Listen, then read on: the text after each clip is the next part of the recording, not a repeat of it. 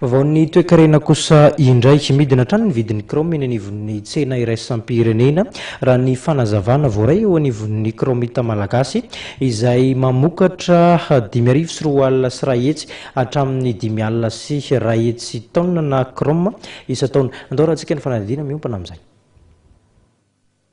5,4 sy ray hetsy taona hatramin'ny 5,000 sy ray hetsy taona isa-taona no chrome vokariny eo anivon'ny chromita malagasy.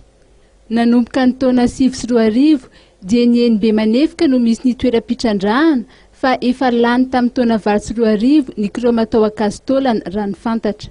Anisan'ny olana izay sedrain'ny chrome na ny chromita malagasy ny vidin'ny chrome eo amin'ny sehatra iraisam-pirenena izay tsy mitsahatra ny midina. Ny olana eo amin'ny asanay dia io vidin'ny chrome iraisam-pirenena io zay tsy miankina aminay fa miankina amin'ny tsena iraisam-pirenena dia tsy maintsy manaraka an'io zahay.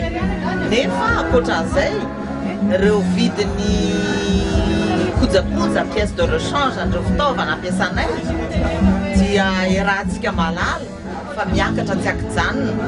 Mbola ampiny crise eto an-toerana koa izy dia vao mainka zany manampitrotraka ny fahasairanana amin'izao toetrandro zao.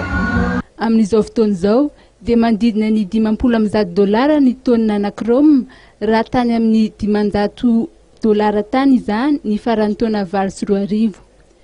Na dia izany aza dia miezaky ny anatsara ny famokarana sy ho anara-penitra ny chromita malagasy. Nambotra tanina dia anatsara tany ny famokarana ary mba ho manara-penitra, efa manara-penitra izahay fa miezaka hatrany mba hitovy na ioatra ireo orinasa mpitrandraka. Efa 10 taona mahery no nisiany chromita malagasy ary efa ananany ny traikefa, ananany ny fahaiza-manao ka dia manantena fa ny fanjakana malagasy dia anampy anay hatrany anamora ny asanay amin'izany fitrandrahana chromita zany. Amin'ny farany ity volana ity raha ny voalaza no iainga eto amin'ny serana Tsambony Tomasina ny sambo izay hitondra vokatra chrome 2 hatramin'ny 2,4 taonina. Saika ahondrana any Chine avokoa ny vokatra chrome eto Madagasikara. Ny chrome izay singa iray fotra amin'ny fanamboarana ferrochrome ary ampiasain'ireo indostria ny taozava-mbavety mba azahoana ny fitaovana samihafa.